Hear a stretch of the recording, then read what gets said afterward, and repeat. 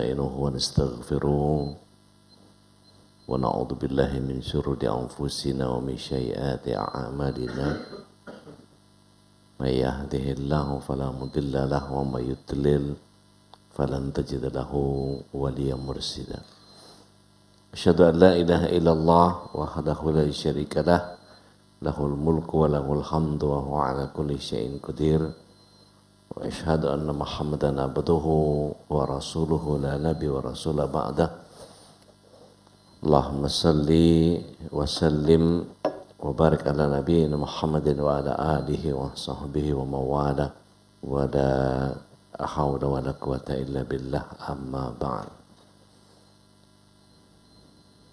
اللهم يا معلم داود علمنا ويا مفهم سليمان فهمنا Allahumma fakihna fid din wa alimna at-ta'wil. Amin. Bapak Ibu yang dimata Allah SWT, calon penghuni surga semuanya. Kebersyukuran adalah sebuah keniscayaan dan salawat serta salam semoga senantiasa tercurah kehadirat Rasulullah SAW berikut para keluarga, sahabat dan para pecinta risalah dan syariat beliau hingga akhir zaman, dan mudah-mudahan kita bisa menjadi bagian dari golongan orang-orang yang terakhir tadi. Amin. Allahumma amin. Kita mohonkan kepada saudara-saudara kita yang sedang tertimpa bencana, yang masih belum sempurna kehidupannya, supaya tetap Allah SWT kuatkan hatinya, kuatkan jiwanya untuk senantiasa terus bergantung hanya kepada Allah Tabaraka wa Ta'ala. Dan kita mohonkan kepada seluruh keluarga besar kita senantiasa Allah SWT berikan rahmat, berkat, hidayah, inayah, iradah dan kudrah serta iradahnya, terlebih ma'unahnya untuk kita bisa menjalankan keislaman kita istiqomah sampai akhir hayat kita dan kelak diwafatkan dalam keadaan husnul khatimah, dikumpulkan bersama keluarga di surga. Amin. Kita masuk hari ini, sepertinya ini serial terakhir bab sholat. Saya menyampaikan tentang hal-hal yang makruh dan yang dilarang di dalam sholat. Baik yang sifatnya sholat munfarid, yang pribadi maupun yang berjamaah. Apa saja yang tidak diperbolehkan dan mana yang dibolehkan, mana yang dilarang dan seterusnya. Bermain-main di dalam sholat. Nah, ini biasanya anak-anak nih. Entah goyang-goyang, entah nendang temennya, entah nginjak temennya, atau batuk jadi jadi kur. Satu batuk ikut batuk. Itu main-main. Ya. Terus kemudian Waalaikumsalam warahmatullahi wabarakatuh. Hayakumullah. Atau berusaha untuk ganggu temennya. Gitu. Misalnya lagi tahiyat, terus dia pakai jempol biar kalah gitu. Terus kemudian ya pokoknya main-main lah. Ya, itu banyak hal yang tidak diperbolehkan, yang begitu mengganggu. Atau kita ada teman kita sedang sholat. Kalau kita lihat surat yang ke-7 ayat yang ke-204. A'udzubillahi minasyaitonir rajim. Wa idza quri'al Qur'an fastami'u lahu wa ansitu la'allakum turhamun. Kalau ada orang yang baca Quran, maka dengarkan dan diamlah agar engkau dapat rahmat. Ayat itu sebetulnya turunnya di mana ketika ada beberapa sahabat yang ikut baca Quran ketika Rasul SAW baca Quran di dalam sholat, sehingga bacaan Rasulullah SAW terganggu.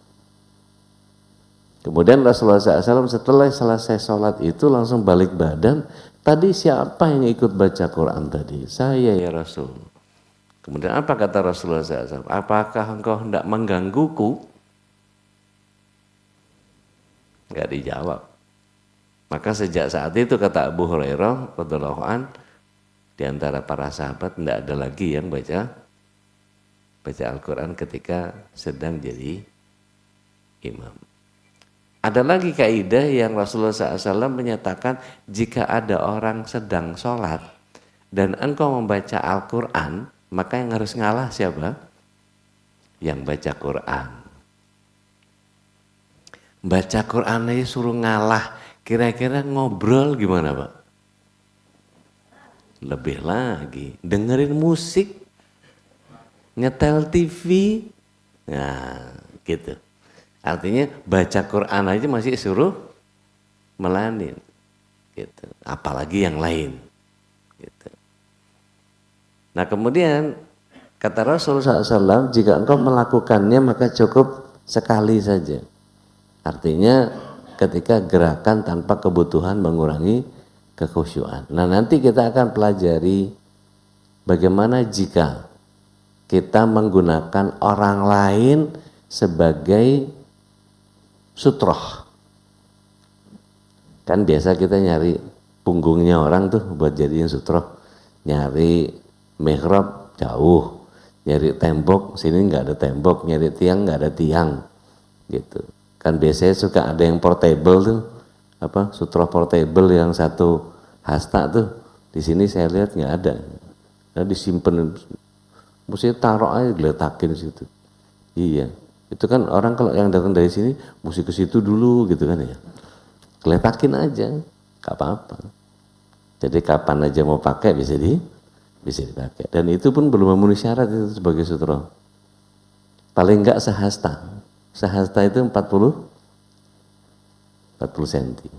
Gitu. Itu belum sampai. Waalaikumsalam. Kemudian kalau misalnya ada orang lain yang kemudian jadi sutroh kita, dia zikirnya selesai, atau dia batal wudhu, dia keluar, nah lah kehilangan sutroh kita, maka itu boleh mencari sutroh yang lain yang terdekat, sehingga kita jalan kaki menuju kepada sutroh yang kita tuju, itu diperbolehkan, tanpa harus membatalkan sholatnya. Rasul Shallallahu Alaihi Wasallam pernah sholat menghadap ke pintu rumahnya. Ibunda Aisyah terkunci dari luar, sedang dari luar. Maka Rasulullah SAW sambil sholat, bukain pintu, balik lagi ke posisi sholat. Berarti memang jika diperlukan, diperbolehkan. Tapi bukan untuk main-main, gitu. Misalnya nih, kita pakai sutroh punggung orang pindah sampai 2-3 kali. Boleh? Dibolehkan. Gitu. Untuk nyari sutrohnya. Karena apa? Bab sutroh saya sudah sampaikan ya. Ketika ada orang yang motong sholat kita, itu lebih baik menunggu berapa lama? Hadisnya 40 tahun. Masya Allah. Seandainya dia tahu dosanya kayak apa, dia akan menunggu 40 tahun. 40 tahun. Padahal sholat aja nggak sampai 4 menit. Ya udah tungguin aja, apa sih? Gitu. Nah, ini yang paling sering ketika kita ada di public space. Musola kantor, musola terminal yang cuman sak curut begitu mah, cuman sekuplek begitu gitu. Ya gimana mau gerak, ya orang masih pakai kita, punggung kita sebagai sutroh, nah, sudah tahan dulu aja. Kalau enggak terlalu urgent gitu. Tapi kalau di bandara, nah bahaya nih. Biasanya sempet nggak nih sholat nih?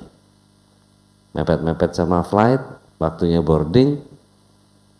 Kalau kira-kira masih hitungan kita 3 menit, jalan ke boarding roomnya, lumayan jauh nggak nih? Gate-nya udah dapat belum? Dan seterusnya gitu ya. Nah, maka berhitung dengan itu, maka kita bisa melakukan yang paling aman. Posisinya apa? Mepet-mepet tembok, jalan keluar. Nah, gitu kira-kira. Nyari aman. Kalau misalnya ada yang sedang sholat berjamaah, sementara waktu kita mepet, boleh kita munfarid?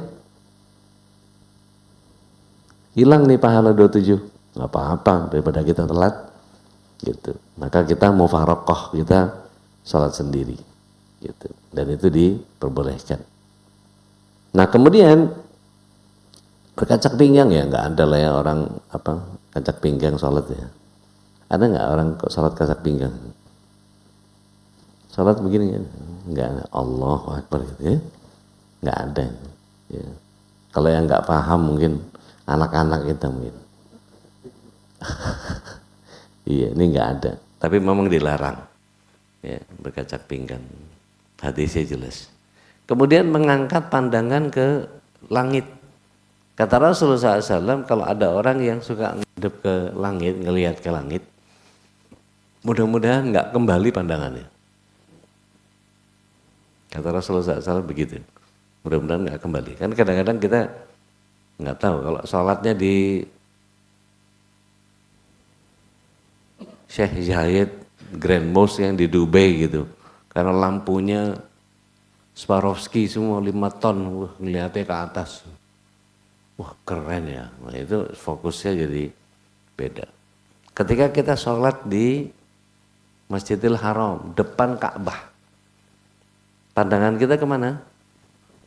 Ke tempat sujud. Ya, ini orang ke distrik kan. Jadi kalau ada Ka'bah ngeliatnya ke Ka'bah, ya enggak lah. Tempat sujud. Bahkan Rasulullah SAW ketika sholat di dalam Ka'bah, gitu. Bahkan beliau melihat ke tempat sujud. Pandangan sholat ada berapa masih ingat? Duh, pada kemana ini? Perlu diulang dari awal kayaknya ini. Pandangan sholat kemana? Ada berapa? Pak, Bu? Halo. Kita biasa sholat tiap hari loh ini. Waalaikumsalam. Pandangan sholat ada berapa? Waktu kita sholat pandangan kita tertuju pada mana? Sujud. Tempatnya sujud sama mana? Telunjuk pada saat tahiyat. Cuman 2 itu nggak ada yang lain. Jadi pada saat kita qiyam, pada saat berdiri atau pada saat rukuk kita ngelihat tempat sujud. Hatta kita sholat di Masjidil Haram yang depannya Ka'bah, gitu. Tetap ngelihatnya ke tempat sujud. Gitu. Pada saat tahiyat baru ke telunjuk. Ini mudah-mudahan dihafal terus nih. Jadi kalau ditanya begitu nggak keder lagi nih. Kemudian menoleh tanpa keperluan. Jadi kayak serigala, kayak binatang katanya. Ini curiannya setan ketika sholat. Dan orang yang mencuri dalam sholat itu sejahat-jahatnya orang atau seburuk-buruknya orang. Kata Rasulullah SAW. Ini mohon maaf ini, tehnya saya duluan. Dingin banget sini.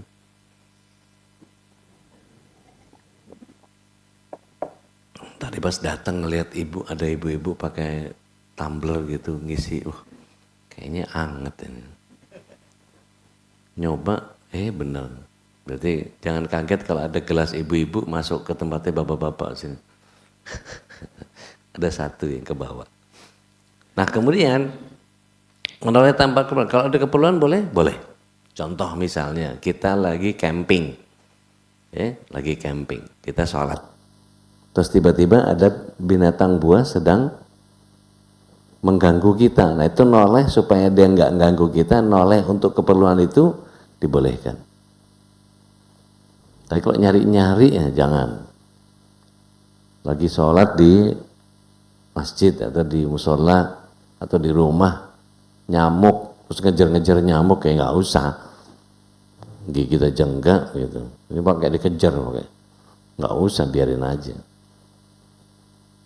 Kadang-kadang begitu. Kemudian memandang yang melalaikan. Nah ini Rasulullah SAW pernah bajunya itu motifnya aneh-aneh. Pernah juga satu kali Ibunda Aisyah radhiyallahu an itu dapat hadiah tirai, dapat hadiah korden. Kalau di kita apa? Ya korden ya. Bukan fitrasnya. Kalau fitrasnya kan yang tipis itu. Ini hordennya. Nah horden itu gambarnya aneh-aneh. Rasulullah SAW pas ngadep ke situ, pandangan Rasulullah SAW keganggu. Maka Rasulullah SAW langsung komplain sama Ibunda Aisyah, turunkan kain ini, mengganggu sholatku. Nah itu makanya alhamdulillahnya masjid kita gambarnya nggak aneh-aneh. Kebayang nggak Pak Bu, kita lagi sholat di lapangan. Oke. Biasanya kan sebelum sajadah ada gelar koran dulu biar sajadahnya nggak kotor. Begitu kena angin, sajadahnya keangkat, gambarnya Eva Arnas itu. Jadul banget ya. Yang sekarang siapa nggak tahu saya Pak. Pokoknya ngelihat badan gemoy-gemoy gitu, udah nggak jelas ya. Maka yang begitu boleh kita menutup mata selama sholat, boleh. Selama menggerakkan sajadah itu untuk dibalikin lagi. Ibu-ibu misalnya pakai mau kena parasit yang kalau kena angin langsung gampang kesingkap. Nah yang begitu ngebenerin gerakan, ngebenerin yang nggak ada dalam sholat itu menjadi wajib. Daripada auratnya kesingkap gitu. Kemudian menjulurkan pakaian berlebihan. Laki-laki itu hitungannya dari mata kaki maksimal. Paling tingginya semana? Setengah betis. Kata Rasulullah SAW kepada Ibnu Umar, sampai mana ya Rasulullah? Naikkan. Sampai mana ya Rasulullah? Cukup. Ketika itu Ibnu Umar sudah sampai setengah betis. Jadi kalau laki-laki itu 1 jengkal dari mata kaki. Kalau ibu-ibu 1 jengkal ke bawah. Jadi ngelembreh gitu dong Ustaz. Iya. You know what the meaning of ngelembreh? Menjuntai. Kotor dong Ustaz. Iya, kotoran yang di depan nanti akan membersihkan kotoran yang di depan, di belakang, kata Rasulullah SAW. Jadi tidak usah khawatir. Wah ini kan kena najis nanti Ustaz, kita nggak tahu. Enggak. Kata Rasulullah SAW, nanti kotoran yang di depan, debu-debu yang di tanah yang di depannya akan membersihkan bagian yang di belakangnya. Kira-kira kalau Rasulullah SAW ngomong begitu itu perlu kita ragukan nggak? Tidak perlu. Sama seperti Ali bin Abi Thalib karramallahu wajhahu ketika beliau menyampaikan logikanya tentang Rasulullah SAW. Seandainya aku gunakan logika berpikirku, maka aku akan komplain kepada Rasulullah SAW kenapa ketika safar beliau hanya mengusap bagian atas khufnya. Bukan bagian bawah, karena yang lebih kotor yang atas atau yang bawah? Yang bawah lebih kotor, tapi Rasulullah SAW hanya mengusap bagian atasnya saja. Artinya nggak perlu pakai logika kalau sudah urusan sama Rasulullah SAW. Rasulullah SAW begitu aja udah. Jadi nggak usah kita telaah, ini karena udah nggak usah. Umar bin Khattab radhiyallahu anhu itu pernah mencium Hajar Aswad sambil ngomel. Ini Hajar Aswad, diomelin sama dia, Hajar Aswadnya. Sesungguhnya engkau tidak pernah bisa memberikan manfaat untukku. Dan engkau tidak akan mendatangkan mudarat kalau aku tidak menciummu. Seandainya aku tidak melihatmu dicium Rasulullah SAW, aku tidak akan menciummu. Diomelin dulu. Saking khawatirnya kesyirikannya kepada Allah Tabaraka wa Ta'ala. Jadi ada beberapa sahabat yang memang mengikuti Rasulullah SAW, ya ngikut aja tanpa tahu alasannya. Satu kali ke arah Badr, Rasulullah SAW keluar dari barisan kabilahnya itu, terus tiba-tiba ontaknya itu diputar begitu, terus kemudian balik lagi, ngikutin jalur lagi, masuk. Ada seorang sahabat yang mengamati beliau. Pas lewat situ, beliau lakukan hal yang sama. Ditanya sama para sahabat yang lain, ngapain? Ma'amarakum. Rasulullah SAW waktu di sini melakukan itu. Apa sebabnya, apa segala macam, nggak ngerti apa masalahnya, apa pokoknya ngikut ya. Itu bagian yang kadang-kadang dari kecintaan kita kepada Rasulullah SAW. Itu bukan lebih kepada taklid, tetapi mengikuti, kita nggak tahu apa rahasia di balik itu. Bahwa kemudian Umar bin Khattab radhiyallahu anhu kemudian tidak menemui bagian yang Rasulullah SAW sampaikan kepada para sahabat yang lain, yakni barang siapa mencium Hajar Aswad, maka kelak Hajar Aswad kan bersaksi bahwa dia dicium oleh siapa saja ketika ada di surga. Jadi ya, tapi nggak tahu saya kalau yang pakai joki itu termasuk zolim atau gimana, nggak tahu saya. Kemudian menguap saat sholat, bahkan beberapa bahasan tentang sholat itu kita perlu pahami bahwa Rasulullah SAW melakukan 3 hal ketika urusan sama menguap. Yang pertama, beliau alaihissalam menutup dengan punggung tangan kiri. Punggung tangan kiri. Yang kedua, Rasulullah SAW kalau tidak dalam keadaan sholat, beliau menutup setengah wajah. Menutup setengah wajah. Dan beliau membolehkan orang yang menahan nguapnya.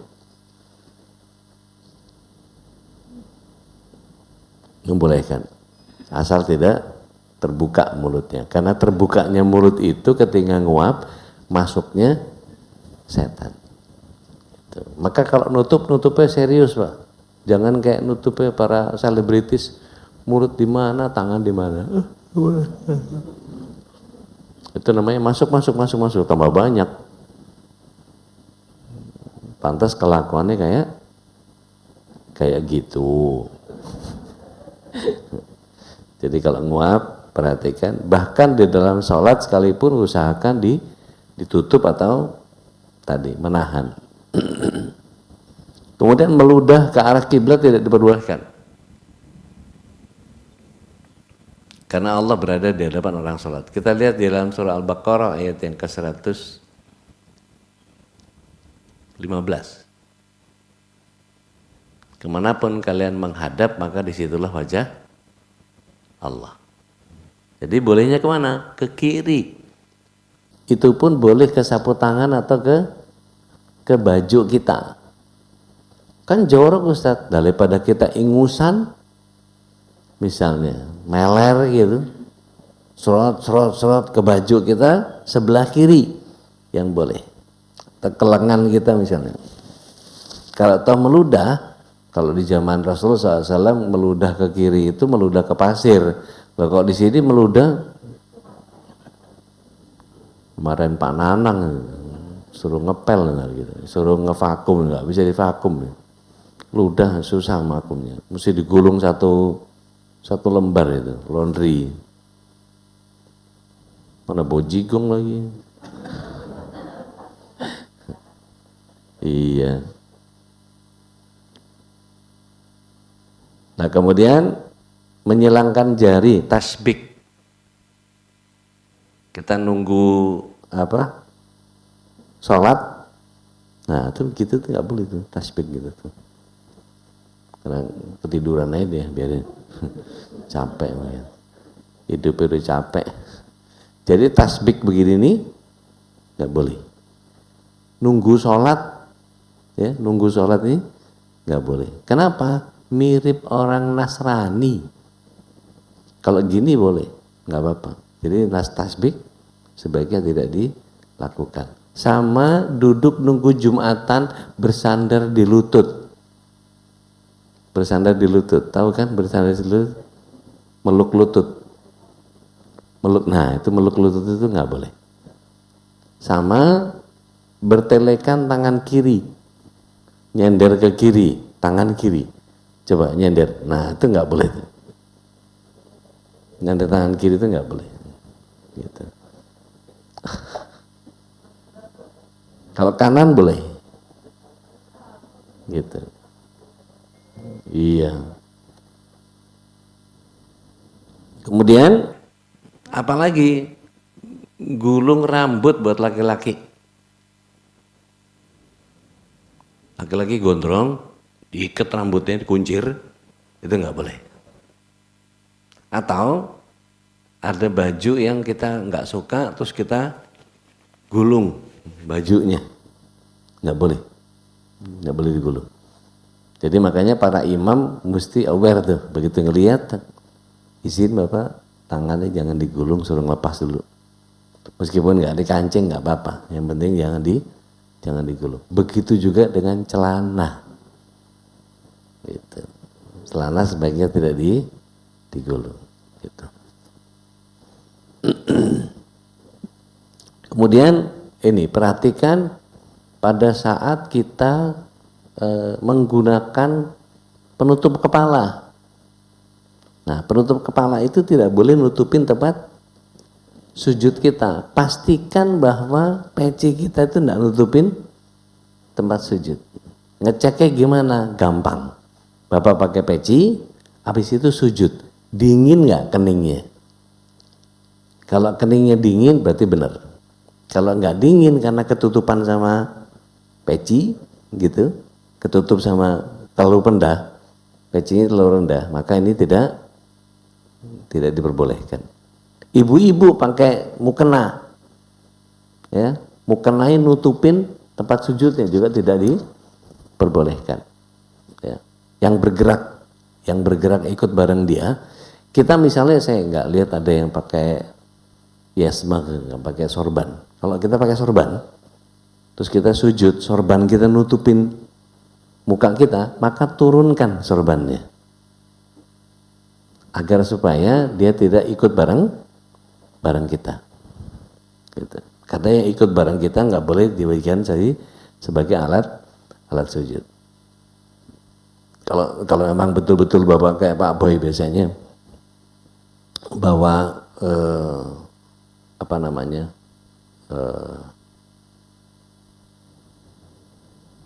istilahnya pesujudan sajadah kecil, gitu. Sajadah kecil begini memang sengaja dibawa buat tempat sujud. Mungkin entah nggak tahu alergi, nggak tahu kebiasaan, nggak tahu apa gitu ya, pengen dapat. Rasulullah SAW juga punya, tapi dari anyaman pelepah kurma itu sampai hitam-hitam gitu berjamur dipakai sama beliau karena saking beliau sering menangis, gitu. Dan itu yang dibawa ke masjid, dibawa ke rumah, dibawa ke masjid, dibawa ke rumah, beliau bawa. Kemudian dilarang keras mendahului imam, membersamai pun tidak diperbolehkan. Makanya seringkali di pembahasan yang sebelumnya, begitu imamnya Allahu Akbar, begitu selesai baru kita boleh ikut. Sami Allahu liman hamidah, belum ngangkat badan kita. Jadi nggak boleh ketika ngelihat Ustadznya udah selesai nih, kayak tadi baca Al-Hasyr ayat 23 misalnya. Begitu selesai, Wallahul ladzi la ilaha illahu al-malikul quddus salamul mu'minul muhaiminul azizul jabbarul mutakabbir subhanallahi amma yusrikun. Begitu beliau turun tangannya, kita udah turun duluan, nggak boleh. Tunggu sampai beliau Allahu Akbar, barnya baru kita turun. Membersamai pun tidak boleh, gitu. Apalagi mendahului, gitu. Nah, ini saya kayaknya mesti ngantri juga nih kayaknya. Berjalan karena satu keperluan yang tadi saya bilang, mencari sutra. Ya, ini diperbolehkan kalau ada kebutuhan. Misalnya kita lagi sholat, ada cucu kita main gunting di depan kita, gimana? Dibiarin? Ambil guntingnya, Pak. Bahaya buat dia. Jadi boleh jalan gitu. Itu tadi saya bilang, Ibunda Aisyah jadi bukain pintu sama Rasulullah SAW. Gitu. Bahkan Rasulullah SAW itu pernah bersujud sangat lama dalam ngimamin sholat. Sampai ada para sahabat yang kemudian duluan ngangkat kepala. Belum toh. balik lagi. Saking lamanya. Maka ketika ditanya sama para sahabat, mengapa engkau begitu lama ya Rasulullah sujudnya? Aku tidak ingin Hasan dan Husain bermain-main di punggungku, aku tidak ingin membiarkan mereka terjatuh dari punggungku. Jadi ditunggu sampai Hasan Husain turun dari punggungnya Rasulullah SAW. Jadi nggak usah ditarik-tarik Pak. Ganggu mau nggak usah, biarin aja. Karena anak-anak itu kalau lagi main terus dicegah itu kan, ya ukuran itu anak-anak masih paling di bawah 3 tahun lah yang begitu tuh. Baru belajar jalan, baru belajar nguasain kaki. Kemudian gendong anak, Usamah bin Zaid itu pernah digendong sama Rasulullah SAW.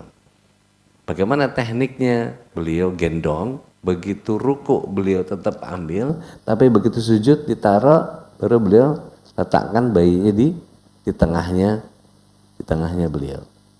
Gitu. Misalnya ibu-ibu gendong cucu, bapak-bapak bawa cucu, tapi udah mau sholat, boleh bawa aja sambil sholat.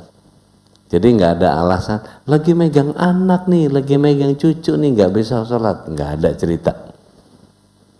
Pegang cucu sambil sholat, nggak ada masalah. Bahkan kalau malaikat membiasakan melihat kita seperti itu, nanti itu anak akan terus dihidayahi supaya tetap menjalankan kesolehan yang terbiasa. Gitu. Jadi contohkan sama Rasulullah SAW. Nah, tasbih untuk laki-laki ini untuk ngoreksi, tepuk tangan untuk perempuan. Tepuk tangan itu bukan gini Bu, tapi punggung tangan yang dipukul. Kalau laki-laki subhanallah. Itu buat ngoreksi atau buat bertasbih?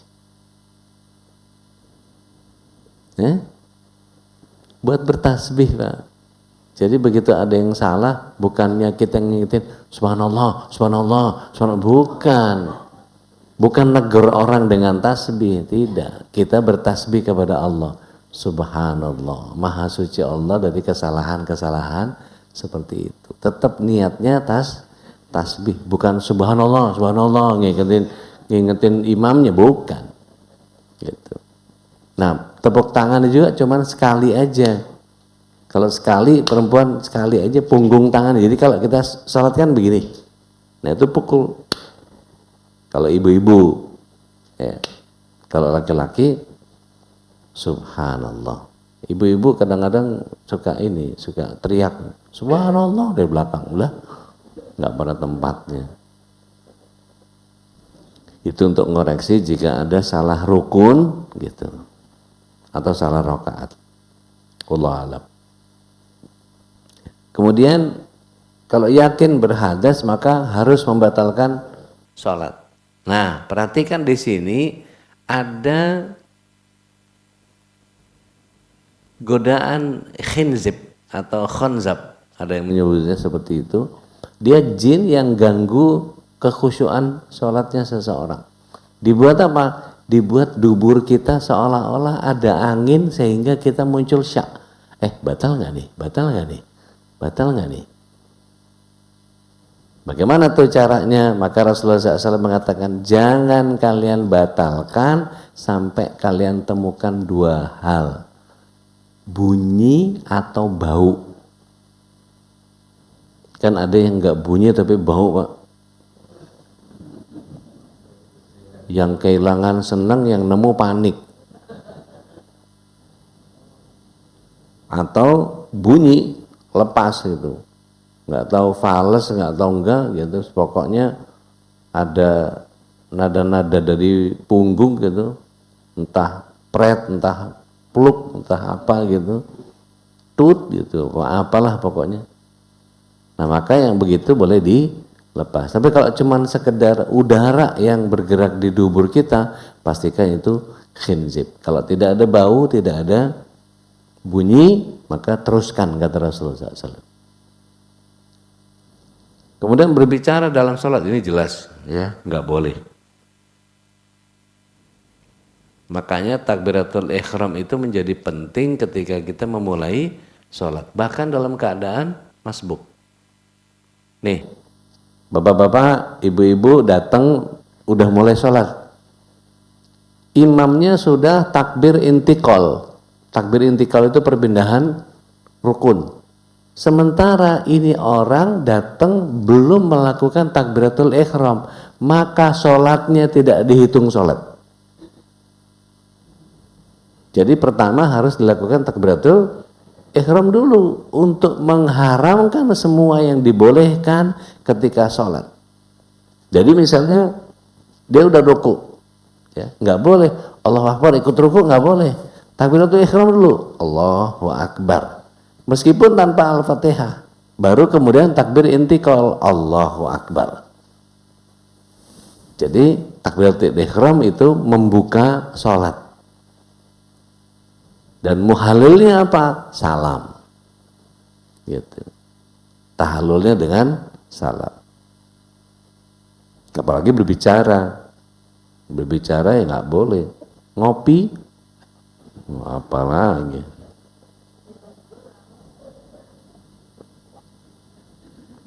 Saya lihat ada anak kecil, dia nyiapin semangkok mie di sebelah tempat sholatnya. Sholat sendiri dia.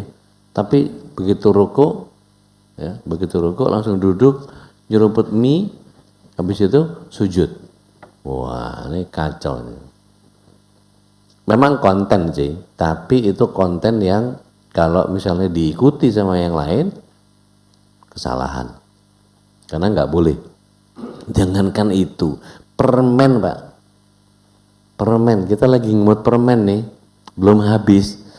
Dari rumah ngemut permen cuman tinggal sedikit banget, alah itu tinggal dikunyah kerumes gitu, terus udah selesai. Tapi ternyata kebawa sholat, nggak sah sholatnya, nggak boleh. Makan sambil sholat. Permen kan bukan dimakan, dimut ya sama. Ya. Makanya Rasulullah SAW menyarankan ketika kita ada sisa makanan di mulut harus dibuang. Nggak boleh nih, sisa daging nih, lumayan nih, lemper nih kemarin nih, diterusin kunyah, dipapak lurus, jangan, nggak boleh, dibuang. Maka tadi bisa ke sapu tangan, bisa melempar ke kiri. Kemudian tertawa dalam sholat itu kalau cuman gerakan tubuhnya yang tertawa maka diperbolehkan, masih diperbolehkan, belum sampai kepada batal. Tapi kalau sampai bersuara maka batal. Saya pernah nih sama saik saya di Masjid Hidayatullah di Garut Subroto. Kita sholat asar itu agak telat. Begitu masuk ada orang satu di situ sholat. Ya maksudnya saya mau berimam sama dia. Nah saya nggak punya kebiasaan colak-colek, ya udah takbir aja di belakang dia gitu, karena seperti yang pernah saya ajarkan waktu itu posisi orang sholat, Allahu Akbar, mungkin suara saya mengagetkan beliau, Allahu Akbar, itu langsung balik badan pasang kuda-kuda Pak, wuts. Nah saya mau nggak mau gitu kan. Tapi nggak bunyi suara saya, tapi cuma begitu aja. Dibolehkan. Akhirnya apa ujung-ujungnya? Dia ke belakang saya, makalah saya jadi imam. Lah, bagaimana sih? Mungkin jawara deh kayaknya. Kira-kira 5-6 tahun yang lalu. Itu keinget sampai sekarang itu. Jadi ijma'nya ulama membatalkan salat. Nah, fikih menjaga sahnya sholat ini kalau bisa kita punya adab menyempurnakan kekhusyuan itu. Karena bagaimanapun juga ketika kita faham bahwa apa yang Allah SWT hadirkan di dalam kita memahami bahwa Allah SWT memahami bahwa memberikan kepada kita kemampuan-kemampuan untuk tidak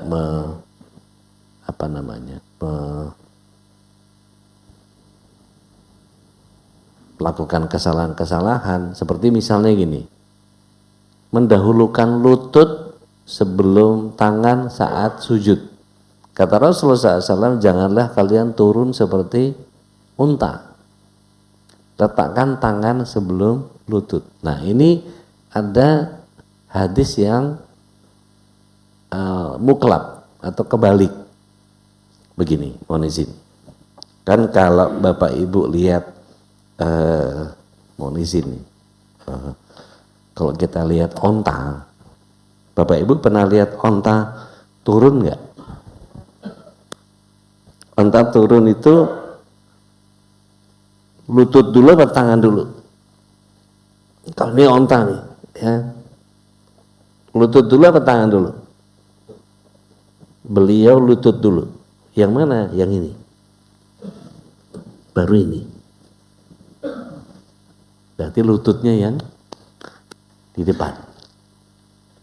Maka kata Rasulullah SAW, jangan lutut dulu. Jadi kalau onta itu lututnya di depan. Nah, bingung kan? Ini hadisnya iklab. Kalau garuk-garuk binatang itu pakai tangan atau pakai kaki? Nah, itu tadi. Yang kaki yang mana, yang tangan yang mana? Nah, itu iklab saya bilang. Dia kebalik. Maka kalau kemudian kita turun, maka diperbolehkan dua hal.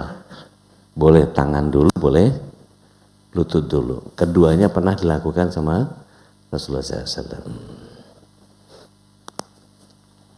Kemudian membentangkan tangan seperti binatang, meletakkan siku di tanah, itu nggak boleh. Meletakkan siku di tanah, jadi nempel nih, plak gitu nggak boleh, tapi harus diangkat sedikit sikunya. Gitu. Kemudian sholat tidak khusyuk ketika makanan sudah dihidangkan. Nah, Bu, lagi acara nih, nasi tumpeng udah siap.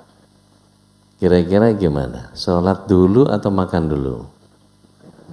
Ayo, mendingan mana? Sholat mikirin makan apa makan mikirin sholat?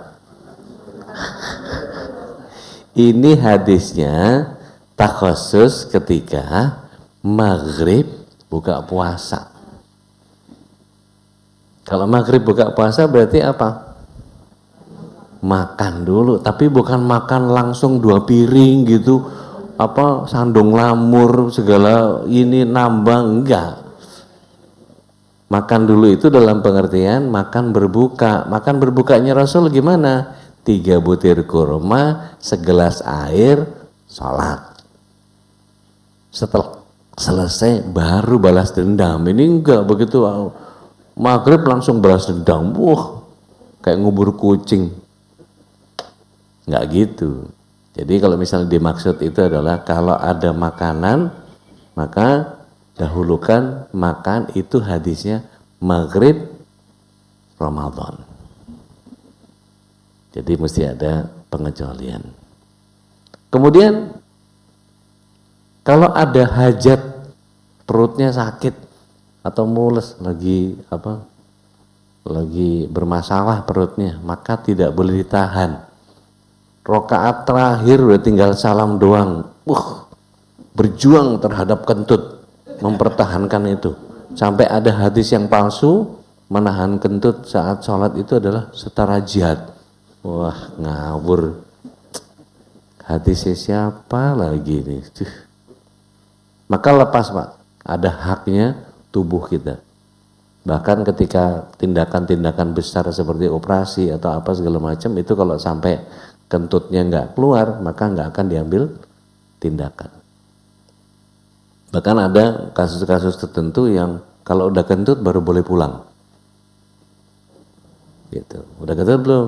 Kalau itu belum berarti ada masalah di perutnya. Gitu. Jadi jangan kaget kalau kemudian sehari itu kita dibolehkan, atau tepatnya normalnya orang kentut itu sehari 15 kali. 15 kali. Itu yang perutnya sehat, yang pencernaannya bagus. Gitu. Ya terlepas dari masuk angin apa enggak, pokoknya kalau sehari 15 kali gitu. Itu berarti perutnya sehat. Iya. Nah, tadi bab mendahului imam, Pak. Dikatakan oleh Imam Bukhari Muslim, tidakkah ia takut Allah menjadikan kepalanya seperti kepala keledai kelak di akhirat? Maka jangan mendahului imamnya. Kemudian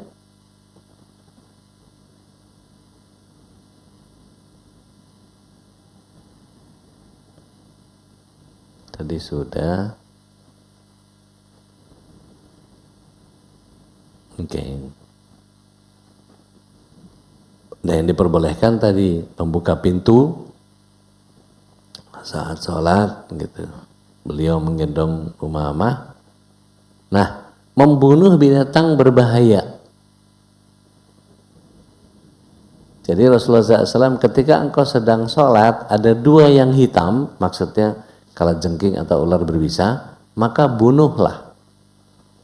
Kira-kira bunuh kalajengking sama bunuh ular berbisa itu bisa pakai tangan kayak napok nyamuk gitu nggak, Pak? Enggak, kita butuh alat. Berarti meninggalkan itu, ngambil sesuatu untuk bunuh, itu diperbolehkan. Jadi gerakan yang diperlukan untuk itu diperbolehkan. Tapi tadi ular yang berbisa ya, sama kalajengking. Ya. Selain itu ya nggak usah. Ada kucing gitu mau masuk ke dapur ya biarin, ada rezekinya kucing.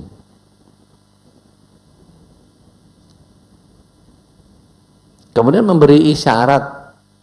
Ibunda Aisyah itu pernah diberi salam, beliau hanya mengangkat tangan. Lagi sholat nih, Assalamualaikum, beliau cuma angkat tangan.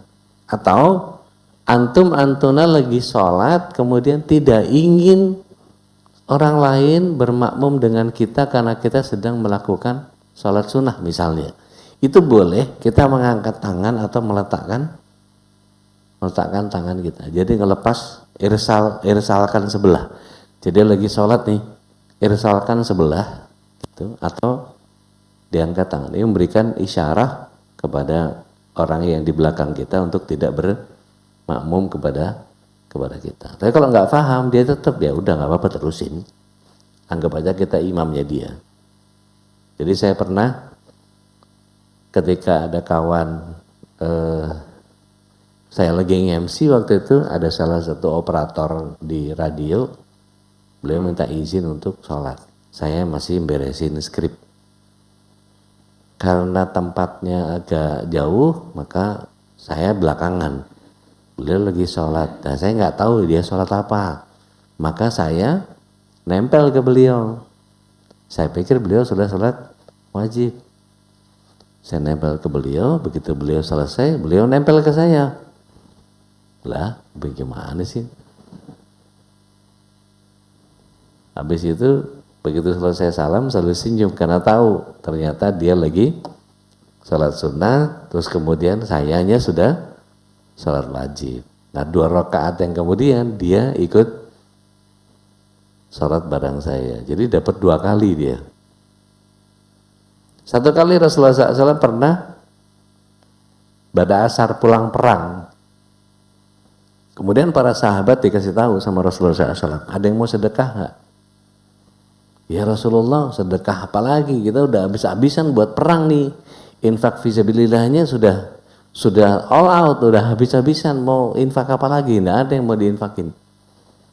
Maka kata Rasulullah SAW, ketika ada orang yang sedang sholat, berjamaahlah bersamanya. Padahal baru selesai sholat asar. Maka ada yang komplain, ya Rasulullah, bukannya setelah sholat asar itu tidak ada sholat sunnah lagi? Siapa yang bilang sholat sunnah? Sholat berjamaah bersama dia, itu namanya sholat sodakoh. Kita menambahkan 27 derajat untuk orang lain. Ya, itu dihitungnya sholat sunnah yang sodakoh. Diperbolehkan. Gitu. Kemudian memberikan isyarat kepada makmum agar duduk. Jadi Rasulullah SAW pernah Abu Bakar As-Siddiq radhiyallahu an imamin. Rasulullah SAW masuk, langsung mundur. Abu Bakar langsung mundur, ngambil posisi mundur. Kata Rasulullah SAW, terusin, nggak apa-apa. Nggak berani beliau. Sekelas Rasul SAW punya wibawa. Tapi beliau alaihissalam sholatnya dalam keadaan payah, lagi duduk. Nah Rasulullah SAW duduk sampai kemudian alaihissalam memberikan isyarat suruh apa? Suruh duduk. Akhirnya semua duduk. Selesai Rasulullah SAW sholat, beliau katakan kepada para sahabat, hampir saja kalian seperti orang Romawi dan orang Majusi, seperti orang-orang kafir. Pemimpinnya duduk, umatnya berdiri. Kan kalau raja-raja gitu, rajanya duduk di kursi, masyarakatnya berdiri. Rasulullah SAW nggak mau gitu. Duduk sama rendah, berdiri sama tinggi. Kemudian menangis, boleh? Boleh, Pak. Rasulullah SAW ketika mendapatkan wahyu surat yang ketiga, ayat yang ke-190 dan 191. A'udzubillahi minasyaitonir rajim. Inna fi khalqis samawati wal ardi wa ikhtilafil laili wan nahar la ayati liulil albab. Alladzina yadhkuruna Allaha qiyama wa qu'uda wa 'inda junubihim wa yatafakkaruna fi khalqis samawati wal ardh. Rabbana ma khalaqta hadza batila subhanaka faqina adzaban nar. Rasulullah SAW menangis, kata Ibunda Aisyah, sampai air matanya menggenangi tempat sujud. Kalau menggenangi tempat sujud itu berarti apa? Hebat itu nangisnya. Maka mata Rasulullah SAW bengkak begitu masuk ke masjid. Karena subuh waktunya. Ditanya sama Bilal, engkau menangis ya Rasulullah? Orang yang kalau baca ayat ini tidak menangis, ada yang salah dengan imannya. Dibilang begitu. Jadi menangis itu boleh? Boleh. Menangis takut karena Allah. Kebayang dari sholat malam, menangis sampai subuh itu kayak apa itu, Pak? Nah, kemudian meninggalkan rukun atau syarat. Meninggalkan rukun atau syarat, maka dibilangnya suruh sholat lagi. Sejatinya engkau belum sholat kalau meninggalkan itu. Misalnya kita lupa untuk melakukan sujud syahwi, maka tidak perlu dilakukan. Tapi kalau misalnya kepengen ngilangin syak, maka ya udah banyakin aja sholat sunnahnya. Gitu. Karena para ulama menyatakan sholat sunnah itu penambal sulam bagi sholat wajib. Itu hadisnya berkait sama Rasulullah SAW menyatakan awalu ma yuhasabu fi abadihi yaumal qiyamah as-shalah. Yang paling awal oleh Allah SWT dihisab pada seorang hamba di hari kiamat nanti adalah sholatnya. Tapi Allah SWT karena rahmatnya lebih besar daripada azabnya, meskipun secepat itu azabnya, tapi Allah SWT mendahulukan rahmat. Enggak ada Allah SWT langsung coba periksa sholatnya kayak apa, azab dia sesuai dengan amalnya. Enggak, Allah enggak gitu. Coba cari amalan-amalan sunnah yang biar dia kerjakan. Itu cari sama malaikat itu. Ada nih. Ada nih. Dia pernah sholat sunnah. Kumpulin sampai jadi penuh. Secara QC udah penuh nih.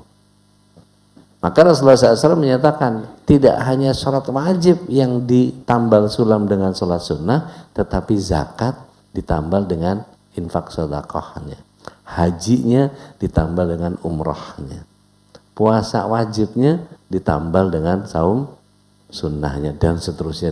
Jadi amalan wajib itu harus ditambal kesempurnaannya oleh yang sunnah-sunnah. Maka perbanyak amal-amal yang kita, ini Rajab lagi, bulan Rajab ini Masya Allah, kita nggak pernah tahu amal yang mana yang bikin dia masuk surga kan Bu, ya Pak, nggak tahu kita yang mana, ya udah banyakin aja mumpung Rajab.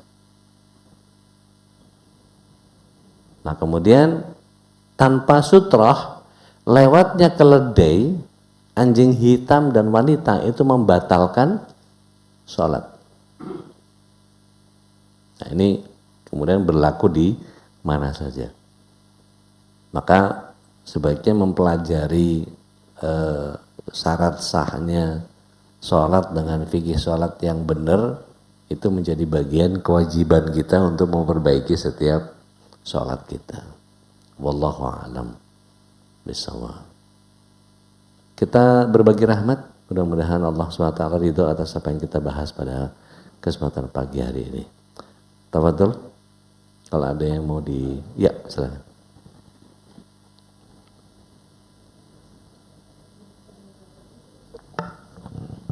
Untuk sholat Ustadz ya, perempuan Ustadz ya, itu menutup aurat dagu Ustadz. Itu sebatas mana Ustadz ya? Dagu di sini atau di sini Ustadz. Begitu juga dengan di luar sholat. Dan juga yang kedua ialah sholat jamak qashar. Itu fadilahnya apakah misalnya kita di penginapan, apakah kita sama keluarga atau kita ikut jamaah Ustadz? Makasih. Baik. Bismillah, wassalamu ala Rasulillah. Kesepakatan para ulama, Rasulullah SAW menyatakan bagi perempuan yang sudah baligh, beliau sampaikan kepada Asma. Karena Asma waktu itu pakai baju ngerawang, kurvi, pating telunuknya itu kelihatan, gitu. Maka kemudian Rasulullah SAW bilang kepada Asma, wahai Asma, ketika wanita sudah baligh, maka wajib baginya menutup seluruh tubuhnya illa hadza wa hadza. Terjemahan di kita itu hadza itu wajah, sama ini kafain, baina kafanain. Di Indonesia diterjemahkan menjadi telapak tangan, padahal bukan telapak tangan. Punggung tangan juga boleh tampak, yang nggak boleh adalah hasta. Jadi perempuan itu batasnya sampai hasta. 4 mazhab nih sepakat, karena baina kafanain itu dohiron wabatinan, bolak-balik. Nah di kita dibilangnya tapak tangan, padahal bukan tapak tangan, tangan. Kalau dalam bahasa Inggris itu hand, bukan palm. Kafain. Nah beliau mengatakan hadza wa hadza, itu maksudnya kafain. Nah kemudian soal dagu, ini bukan masalah dagu keduanya biar ketutupan, bukan. Karena dari dagu kedua kalau udah sepuh biasanya ada tambahan gitu. Itu bukan untuk tujuan itu, tapi yang dimaksud dagu itu ya sampai bawahnya. Kalau bahasa kita tempat ditumbuhin jenggot itu juga bagian dari wajah gitu. Jadi itu mesti tutup, sebaiknya iya. Kalau ibu-ibu mau cari nanti di Shopee ada jilbab penutup dagu, itu nanti ada tuh. Kalau mau aman sebetulnya Ustadzah Lutfia Sungkar, Allah yarham dulu pakai itu. Mbak Neno Warisman juga pakai itu. Dan udah banyak yang mulai pakai. Sebagian kita nutupin pakai cadar atau pakai masker, itu nyari aman. Yang kedua, bismillah, salatu wassalamu ala Rasulillah. Jamak qashar. Jamak qashar itu kalau jamaknya sendiri saya sudah pernah jelaskan bahwa kalau jamak nggak harus ada syarat jarak, tidak harus ada jarak. Bahkan di dalam kota pun ketika kita tidak sedang safar melakukan jamak tidak mengapa. Ibnu Abbas radhiyallahu an menyampaikan bahwa Rasulullah SAW itu pernah menjamak sholat duhur dengan asar, maghrib dengan isya di Madinah tanpa uzur. Sahabat nanya, para tabiin tanya, untuk apa Rasulullah SAW mengerjakan itu? Rasul SAW tidak hendak menyulitkan umatnya. Tetapi para ulama mencatatnya sebagai 3 syarat. Harus dikerjakan di masjid, harus dikerjakan berjamaah, dan tidak boleh jadi kelaziman. Bentar-bentar jamak, bentar-bentar jamak, bentar-bentar jamak. Baru sampai Senayan City jamak, baru sampai Gandaria City jamak, itu. Baru di Tamrin City jamak, enggak.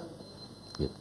Maka enggak boleh lazim dikerjakan di awal waktu, dikerjakan berjamaah. Kemudian soal qashar. Nah, qashar ini banyak berantem ulama. Ada yang pakai Syafi'iyah 80 kilo, ada yang pakai Ibnu Umar yang cuma 12 kilo. Tanya kawan-kawan Persis, 5 kilo udah boleh qashar. Karena dalilnya ya ada semua. Nah, tinggal kita mau pakai yang mana. Gitu. Jadi kalau kita pakai kitab Al-Mughni, kita pakai Al-Wajiz, itu beberapa jarak safar dibedakan. Kalau misalnya gini, Rasulullah SAW waktu berangkat dari Nabawi, dari Madinah ke Zulhulaifah, ke Bir Ali, mau umroh, beliau sudah sholat asarnya qashar. Padahal jaraknya baru 12 kilo. Sebagian ulama menyatakan karena beliau safar maka diqashar. Jadi qashar itu wajib. Beberapa ulama menyatakan seperti itu. Jadi kalau safar itu gimana? Safar itu bepergian dalam konteks jauh. Jenengan kalau ke Jakarta pulang hari atau nginep, Pak? Nah, kalau pulang hari berarti nggak safar. Gitu. Berarti jamak saja yang boleh, qasharnya jangan. Gitu. Nah, tapi tadi kalau mau ngikutin Ibnu Umar yang jarak 12 kilo sudah boleh, maka nggak apa-apa juga. Yang penting kita pegang dalilnya. Imam Hanafi menyatakan, jangan kalian menggunakan pendapatku kalau kalian nggak tahu dari mana aku mengambil dalilnya. Wallahu a'lam. Ya Pak, pada waktu kita sholat masbuk gitu ya, tiba-tiba sama-sama nih berdua masbuk.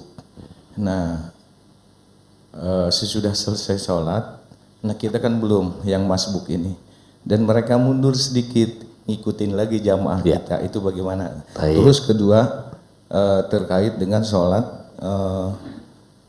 biasanya di perjalanan atau apa gitu ya, di sholat itu ada yang sholat, ini sholat asar gitu ya, sholat asar, lantas orang ini juga sholat asar sama-sama, padahal sebenarnya harusnya imaman gitu ya. Ini sholat asar banyak biasanya kayak begitu ya. Terus ketiganya nih, kalau syaratnya imam, kadang-kadang kita gedeg juga kalau ada imam lama banget, Allahu Akbar sampai kita ini gitu. Nah, itu syarat imam seperti itu bagaimana itu ininya, apakah juga mereka juga menyiksa kita, kan berdosa juga gitu kalau kita gedeg gitu ya. Nah, itu mungkin Pak Ustadz. Terima kasih Pak Ustadz. Assalamualaikum warahmatullahi wabarakatuh. Bismillah, salatu wassalamu ala rasulillah. Yang pertama apa tadi? Pak? Yang pertama adalah kalau kita sholat masbuk. Oke. Baik. Ulama Mesir membolehkan itu, Pak. Jadi untuk tetap dia tidak mutus jalan jamaahnya. Jadi sama-sama masbuk nih, tapi yang salah satu dia mundur, tetap berjamaah. Padahal kalau secara umumnya dia tidak perlu begitu, sudah terhitung jamaah. Tapi ada ulama Mesir, kebanyakan ulama Mesir yang membolehkan melakukan itu. Jadi tetap sampai akhir dia tetap jamaah sama sebelahnya karena sama-sama masbuk. Dan itu masalah khilafiyah yang enggak terlalu dipermasalahkan. Yang kedua soal imam yang bacaannya panjang gitu ya. Ya enggak ada lah imam yang nyiksa gitu, enggak ada lah ya. Tapi maksudnya ketika kita tahu bahwa ada bacaan-bacaan yang setiap orang itu punya tingkat kekhusyuannya beda-beda, Maka pada saat itu misalnya gini, sujud. Bacaan sujud itu yang standar-standar aja nih. Subhana rabbiyal a'la wa bihamdi, subhana rabbiyal a'la wa bihamdi, subhana rabbiyal a'la wa bihamdi. Ada yang baca subhanaka Allahumma rabbana wa bihamdika Allahumma ighfirli. Kalau Bapak pernah umroh di Nabawi, itu Syekh Hudayfi itu kalau sujud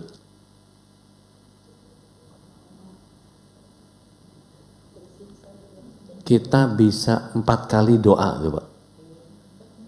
Jadi yang saya perhatikan ya, kalau Syekh Hudayfi yang ngimamin itu bisa doa gini, subhanaka Allahumma rabbana wa bihamdika Allahumma firli, Allahumma firli wali walidina warhamhum kama rabbana shighara, rabbana hab lana min azwajina wa dzurriyyatina qurrata a'yun waj'alna lil muttaqina imama, Allahumma firli, Allahumma firli, Allahumma firli, Allahumma firli, Allahumma firli, Allahumma firli, Allahu akbar, baru tuh.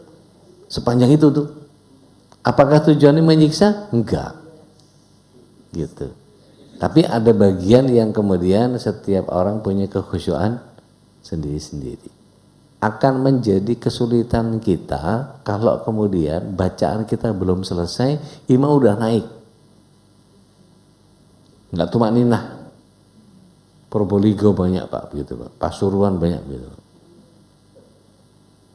Apa? Kalau taraweh itu 23 rakaat 7 menit. Balapan itu. Bukan al-maghdubi alaihim waladdallin. Amin. Bismillahirrahmanirrahim. Alif lam mim. Allahu akbar. Bener sih. Boleh nggak ngambil satu ayat gitu? Boleh. Ayat kursi doang? Boleh. Tapi kalau nun Allahu akbar ya kebangetan banget gitu loh. Ya elah. Gitu amat. boleh tapi kok ya cuman mau kotoahnya aja, alif lam ro, paling panjang kaf ha ya ain shad Allahu akbar, ya elah, ya enggak gitu juga gitu. Jadi artinya dibalikin lagi, adanya imam untuk diikuti. Sampaikan kalau memang takbirnya kepanjangan, ngobrol, Pak Imam mohon izin, kok saya rasanya Pak Imam kalau baca takbir kok panjang ya, gitu. Saya agak migrain nih, nah gitu. Padahal bapak ibu boleh nggak sholat sambil duduk, sambil nahan semampu kita, boleh, nggak ada masalah, gitu. Wallahu a'lam bishawab. Silahkan. Ustaz,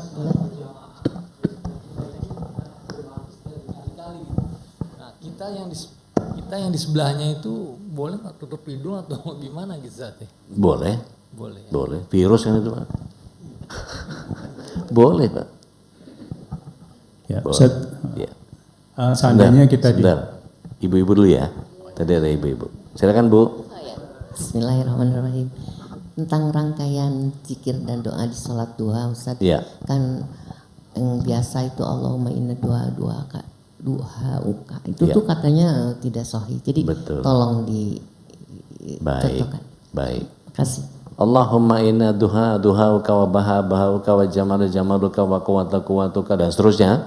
Ya, wa in kana rizqi minas sama fa anzilhu wa in kana rizqi minal ard fa akhrijhu dan seterusnya. Kalau masih jauh deketin apa segala macam, itu bukan hadis. Tapi sebagai sebuah doa boleh? Boleh.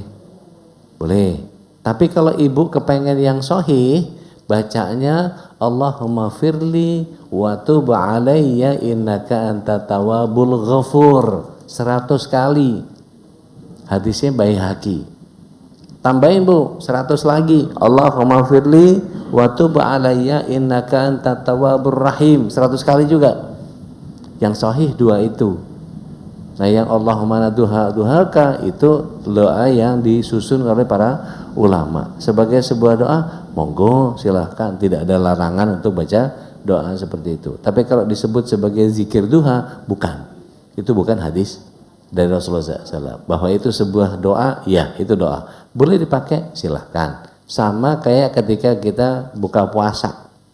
Allahumma laka sumtu wa bika amantu wa ala rizqika aftartu birahmatika ya arhamar rahimin. Itu hadisnya la aslalahu, tidak ada asalnya. Sebetulnya itu diangkat dari sebuah hadis yang gharib, bunyinya Allahumma laka sumtu wa bika amantu. Sebentar, hadis aslinya itu Allahumma laka sumtu fataqabbal minni innaka antas samiul alim. Itu aslinya gharib hadis itu. Kemudian dirubah sama ulama menjadi Allahumma laka sumtu wa bika amantu wa la rizqika amtatu birahmatika ya arhamar rahimin. Pokoknya kalau ada yang birahmatika ya arhamar rahimin pasti buatan, bukan hadis. Gitu aja gampangnya. Terus yang benar yang mana? Yang pernah saya ajarkan. Allahumma inna nas'alukal. Nah, Allahumma ini as'aluka. Doa sebelum buka puasa. Ada yang punya aplikasi apa doanya? Situ banyak tuh Bu. Aplikasi apa doanya? Doa puasa. Nah, Allahumma ini as'aluka birahmatika allati wasi'at kulla syai'in an taghfirali. Itu yang sebelum buka puasa. Pas mau minum, bismillah, begitu minum, selesai, udah minum. Baru kemudian baca yang dhahabat dhamma wa batalatil uruq wa thabatal ajru insyaallah. Itu doa yang tidak ditolak sama Allah SWT. Itu di bab puasa. Begitu kurang lebih ya Bu. Allah a'lam. Fadhal. Dengan senang hati Ibu. Nuhun, makasih. Ya, Ustaz, saya misalnya ini di rest area Ustaz ya, waktu subuh, kita masuk waktu subuh. Nah, kita tahu kan di situ banyak orang yang jamaah ya, gantian Ustaz, ada yang nanti ada yang jamaah, terus selesai juga ada lagi yang jamaah. Nah, karena kita ingin melakukan ini qobliyah subuh itu Ustaz. Sebaiknya mana yang saya lakukan Ustaz? Saya ikut jamaah yang ada duluan itu langsung sholat wajib subuh, baru setelah itu qobliyah subuh kodok, atau qobliyah subuh dulu baru ikut yang berjamaah yang berikutnya Ustaz. Baik, bismillah, wassalatu wassalamu ala. Ini nyambung ke pertanyaan yang tadi itu. Si Bapak ada pisah-pisah. Yang sana sholat, yang sini sholat, yang sholat, nah, sholat asar ini mana nih? Jamaah atau pisah atau masing-masing gitu ya. Permasalahannya gimana? Pada kaidah umumnya boleh nggak kita ada dua imam dalam satu masjid? Tidak boleh. Tapi ketika misalnya gini, ada orang yang sedang sholat wajib, terus datang nggak tahu ini sholat apa, ragu-ragu, dan dia nggak punya ilmu, akhirnya dia bikin sholat lagi, padahal sama-sama sholat asar. Biasanya kalau ada mutawa, ada yang fahim di situ, dia akan ngadap ke belakang, dia akan nyuruh jamaah. Jangan pisah-pisah, karena tidak boleh ada dua imam dalam satu masjid. Jamaah. Itu yang ngontrol. Nah kami kalau kita ke Dubai, kita ke Abu Dhabi, ke masjid-masjid yang bukan masjid wajib besar, itu biasanya ada penjaganya, ada mutawanya, marbot masjidnya lah gitu. Itu kalau ada orang datang gitu, jamaah. Jadi nggak ada yang pisah-pisah, dua-dua, berapa gitu, nggak ada. Kumpulin di satu, jamaah. Meskipun tinggal satu rakaat atau tinggal salam doang, jamaah. Sebisa mungkin kalau bisa ngumpul. Nah pertanyaan antum tadi tergantung timing. Kalau misalnya antum datang, antum sudah dapat orang makmum. Karena rest area gelombang 1, gelombang 2, gelombang 3, kita nggak tahu nih gelombang berapa. Nggak nanya gitu kan. Nanya juga nggak tahu deh. Gue sendiri tamu, mana tahu gue. Paling tidak kita sudah mengamankan sholat qobliyah subuh kita. Qobliyah dulu, bahwa kemudian sudah habis yang berjamaah, kita maju paling depan, kita berjamaah, nungguin yang mau jamaah lagi. Jadi sebaiknya mana? Qobliyah subuh didahulukan baru kemudian mengerjakan sholat wajibnya yang subuh berjamaah. Wallahu a'lam. Ya. Pak Ustadz, itu saya mau nanya sholat berjamaah soal saf pertama. Ya. Katanya anak yang belum balik nggak boleh di saf pertama, Ya. batal, putus safnya. Tapi saya lihat di Ajwa TV ya Pak Ustadz, dari Istiqlal lagi, itu dia nggak memperdulikan itu, anak kecil malah di saf pertama. Gimana itu Pak Ustadz? Baik. Padahal dia kata pinter. Baik, bismillah, wassalatu wassalamu ala rasulillah. Anak-anak itu yang dimaksud adalah mumayyiz.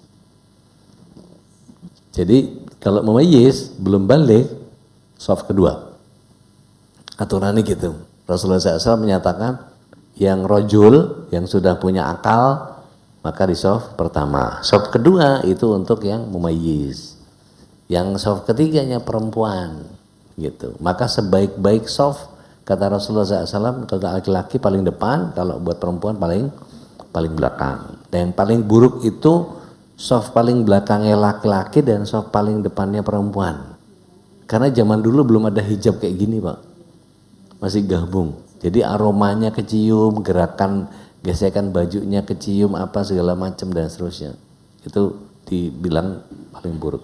Nah kalau ada anak-anak yang belum mumayyiz, maka itu tanggung jawabnya imam untuk ngasih tahu. Imam mesti ngecek, begitu ngelihat adek di shaf kedua ya, anak soleh shaf kedua ya, itu yang ngontrol imam.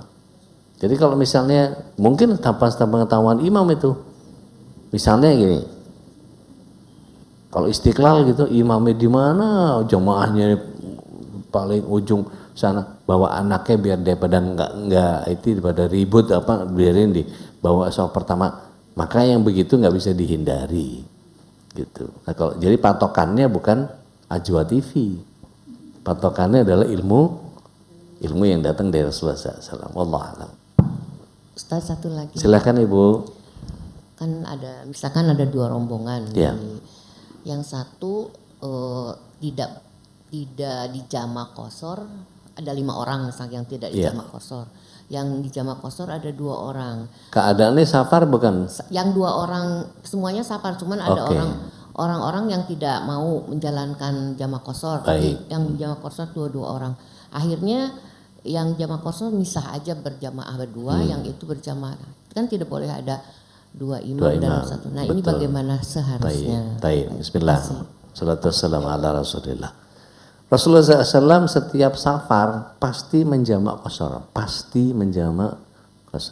Jadi jamak qashar itu hukumnya kalau safar wajib. Jadi kalau enggak ngerti maka kasih tahu sama dia, yang saya pahami dari apa yang saya dapatkan dari ilmu fikih sholat, bahwa ketika sholat safar, dalam keadaan safar, maka dia jamak qashar adalah wajib. Bahkan Rasulullah SAW khusus untuk haji di Mina, beliau hanya qashar saja di waktunya. Semua sholat ditinggalkan. Di Muzdalifah ditinggal semua sholat sunnah. Tarawih nggak ada, witir nggak ada, tahajud nggak ada. Begitu datang sampai di Muzdalifah, beliau langsung sholat maghrib yang di takhir. Maghribnya di takhir, kemudian sholat isya, tidur. Pagi beliau baru mengerjakan qobliyah subuh. Jadi yang Rasulullah SAW kerjakan itu semua rawatibnya ditinggal kecuali qobliyah subuh. Gitu. Jadi semua ditinggal. Kalau safar pastikan wajib jamak qashar. Seperti itu Ibu. Jadi kalau misalnya ada yang ngotot dia nggak mau jamak qashar, ya udah sing waras ngalah, sing gak ngalah gak waras. Ya, Mas Nanang. Ustadz, ada yang bertanya lewat Zoom. Silakan. Ustadz, kalau perempuan sedang dalam perjalanan dengan teman-teman, ketika sholat apakah perlu sholat berjamaah dengan teman atau boleh sendiri? Baik, sebaiknya berjamaah. Maka tadi yang paling menguasai fikih sholat siapa? Maka tadi kalau safar pastikan kita sudah jamak qashar karena itu kewajiban. Jadi sebaiknya kalau sama teman-teman bagaimana lah, teman-teman ini kan safar juga, sama-sama musafir. Maka sekali lagi musafir wajib jamak qashar. Tapi tadi pemenuhan syarat safarnya nanti beda-beda. Ada yang mulai dari 12 kilo, ada yang kalau dari kawan-kawan di Persis itu 5 kilo gitu. Kalau dari Syafi'i 80 pos, sekitar 90 kilo. Jadi kita sampai Sentul belum boleh. Gitu. Tapi begitu lewat rest area, baru boleh. Gitu. Bogor, udah bisa. Gitu. Bogor udah bisa. Gitu.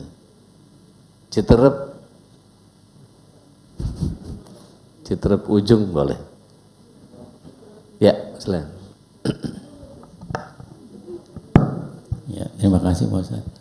Sebelumnya kalaupun ada yang salah-salah mohon diluruskan nih Pak Ustadz. Siap. Pada intinya kalau sholat itu kan diusahakan khusyuk semaksimal mungkin Pak Ustadz. Nah, maksud saya yang saya tanyakan kebalikannya, yang minimal itu orang awam tuh khusyuk kayak bagaimana Pak Ustadz? Kadang batasannya kadang suka beda-beda Pak Ustadz. Siap. Nah, terus yang kedua, kalau misalkan mau sholat ini kan harus bersih Pak Ustadz. Ya. Maksud saya kalau terkena hal yang mungkin agak susah dihilangin, misalnya chat atau apa lagi waktunya udah mepet gitu Pak, mau sholat. Nah itu sebaiknya pembersihannya bagaimana? Terima kasih. Bismillah, wassalatu wassalamu ala Rasulillah. Yang pertama tadi bab kekhusyuan. Bapak lihat surat yang kedua ayat yang ke-45 dan 46. Yang dimaksud khusyuk di situ siapa? Wasta'inu bisabri wassalah wa innallaha kabiratun illa alal khasyiin. Berat buat orang-orang kecuali orang yang khusyuk. Yang khusyuk yang kayak apa? 46-nya lihat. Alladzina anahum mulaqu rabbihim. Orang yang khusyuk itu ketika dia sholat dia bertemu dengan Allahnya. Maksudnya bertemu dengan Allahnya, dia yakin bahwa ketika saya sholat ini Allah pasti merhatiin saya. Nanti pembahasan tentang ihsan. Ihsan itu merasa bahwa kita diperhatikan sama Allah. Ingat nggak Pak, dulu kelas 3 SD atau kelas 4 SD yang kita disuruh sholat sama ustadz kita, disuruh baca semua. Rukuk suruh baca kenceng, sujud baca kenceng, diselia. Ada penyeliannya gitu. Coba baca semuanya biar dikoreksi bener apa salah gitu kan. Itu kira-kira ada yang berani salah nggak kita mengerjakan itu? Nggak berani gitu. Nah, bayangkan kalau kemudian dulu waktu ibu-ibu masih jadi kembang desa, masih anggun menawan gitu kan ya, ketemu sama cowok-cowok, kayaknya pasti dilihatin deh, kayaknya pasti anu deh, nggak ngerasa GR gitu kan. Begitu lewat ya nggak ada apa-apain juga sih, gitu, cuman GR aja. Nah, perasaan GR itu hadirkan pada saat sholat. Ini malaikat nyatet saya, ini Allah memperhatikan saya sedang dilihat sama Allah. Mungkin nggak mikirin rengginang yang gerimis? Mungkin nggak mikirin jemuran yang kehujanan? Nggak boleh. Maka bagian itu bodo amat, ntar juga mau kering-kering lagi, nggak ada masalah. Pokoknya yang penting saya sholat ini diperhatiin sama Allah. Annahum mulaqu rabbihim. Yang kedua, terusin ayatnya. Wa annahum ilaihi raji'un. Kita akan kembali kepada Allah. Tadi hadisnya sudah saya sebut.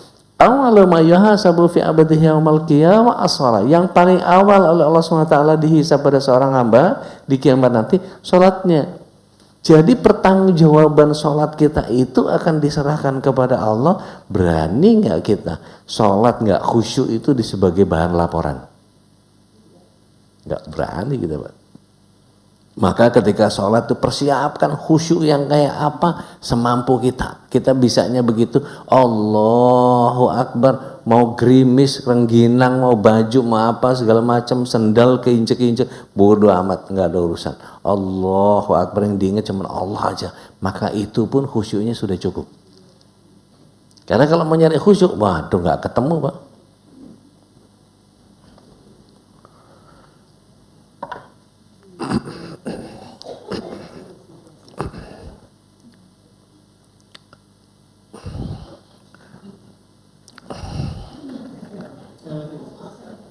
nggak kelar-kelar itu. Nyari khusyuk yang begitu itu. Itu sampai di Mesir kejadian, Mbak. Allah.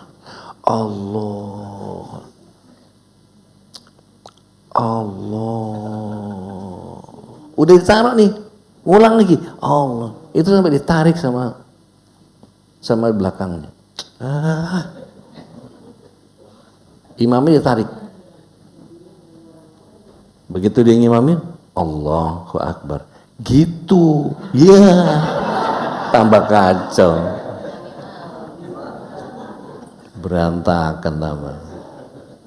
Kejadian itu. Karena nyari khusyuk yang dia maksud itu bukan khusyuk yang difahami oleh para ulama. Khusyuk para ulama itu ingat sama Allah, ingat bahwa sholat ini akan jadi laporan. Udah gitu aja. Sesederhana itu. Bayangkan bahwa surat 2 ayat 46 tadi itu, bahwa kita berhadapan sama Allah. Kalau kita lagi ada CCTV, ini dilaporin ke Allah nih. Berani macam-macam kita? Berani mikirin yang lain-lain? Nggak berani. Maka khusyuknya itu, khusyuk yang paling standar kita, ya style-style amah lah, style-style umum lah.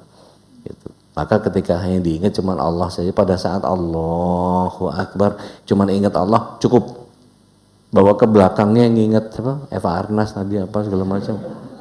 Soal lain lah itu. Gitu. Wallahu a'lam. Kok jadi ingat Eva Arnas? Sekarang udah bejilbab. Jadul banget. Kelas? Silakan terakhir.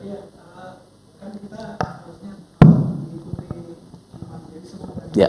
Selesai apa? Misalnya Rukun. Allahu Akbar, Ya. baru kita melakukan. Betul. Masalahnya kalau kita setelah apa? Kita mau mengikuti imam, kita baca, baru kita mau melakukan itu, imam sudah melakukan rukun yang lain, berikutnya, ya, rukun berikutnya. Bagaimana dengan itu? Tayyib. Bismillah, salatu wassalamu ala Rasulillah. Ini pentingnya kita milih imam, Pak. Imam itu harus yang faqih dalam bab sholat. Makanya jangan milih imam sembarangan. Pertama, bacaannya mesti bagus, hafalannya mesti bagus, faham tentang fikih sholat. Tapi kalau enggak termasuk tumaninah itu. Maka tadi saya bilang kalau bacaannya cepat gitu, ini boleh komplain sama DKM, boleh komplain sama imamnya, ajak ngobrol berdua. Saat antum baca apa kok cepet banget gitu, boleh, nggak ada masalah. Aneh punya kebutuhan, aneh umur udah nggak tahu kapan nih meninggal nih, doa mesti banyak nih. Aneh mesti ngedoain orang tua aneh biar ngumpul di surga, pengen ngedoain keluarga. Jadi paling enggak subhanaka Allahumma rabbana wa bihamdika Allahumma firli wali walidina warhamhuma kama rabbawna shighara rabbana hab lana min azwajina wa dzurriyyatina qurrata a'yun. Agak lama dikit ngapa Ustaz? Boleh. Imam Sufyan Ats-Tsauri saya pernah sampaikan, beliau pernah kedapatan sujud di depan Ka'bah, diperhatikan sama muridnya. Muridnya itu 7 kali tawaf belum diangkat kepalanya, Pak. Dari sujudnya. 7 kali tawaf. Sekali tawaf berapa putaran, Mbak? 7. Jadi 7 kali 7, 49 kali muter. Belum tambahin sholat sunnah tawaf 2 rakaatnya. Jadi kira-kira berapa lama ngangkat kepala itu? Siapa aja yang didoain itu? Kita kena imam agak panjangan dikit, habis redaksi kita. Siapa lagi mau didoain ini? Saya nggak tahu kalau Bapak Ibu berdoa, sholat gitu. Imamnya masuk dalam daftar doa nggak? Ketua DKM masuk nggak? Pak Boy masuk nggak? Karena ketika kita minta sama Allah SWT, Allahumma firlil jamin muslimin wal muslimat wal mu'minin wal mu'minat, boleh kita masuk. Misalnya dibagi, sholat subuh itu berapa sujud? 4 kan? Pertama subhanaka Allahumma rabbana wa bihamdika Allahumma firli rabbi firli wali walidina warhamhuma kama rabbana shighara. Udah, naik. Yang kedua yang rabbana hablana min azwajina tadi. Kemudian yang Allahumma fir lil jamil muslimin wal muslimat wal mu'minin wal mu'minat. Terus banyak. Ini yang buat diri kita sendiri deh. Allahumma firli warhamni wajibni wa'afani warzuqni wa'adini wa'afini wa'afani. Dan itu kan bukan doa sujud. Boleh kita pakai itu. Enggak ada masalah. Jadi ketika kita mau mencukupkan itu sebaiknya memang tadi pilih imam yang faqih di dalam bab fikih sholat. Gitu. Sesekali kalau punya tabungan Pak berangkat umroh. Nanti di Madinah itu ketemu Syekh Al-Hudayfi itu, aduh enak banget. Sholat itu selesai dengan nyaman gitu. Apalagi kalau udah dengar Al-Fatihahnya beliau itu, enak banget. Kurang lebih begitu, wallahu a'lam. Sudah ya? Pegel juga ngomong dari pagi. Kita tutup dengan kafarat majelis. Subhanaka Allahumma bihamdik. Nashhadu an la ilaha illa anta nastaghfiruka wa natubu ilaik. Kurang lebihnya mohon maaf, billahi wabil haq. Assalamualaikum warahmatullahi wabarakatuh.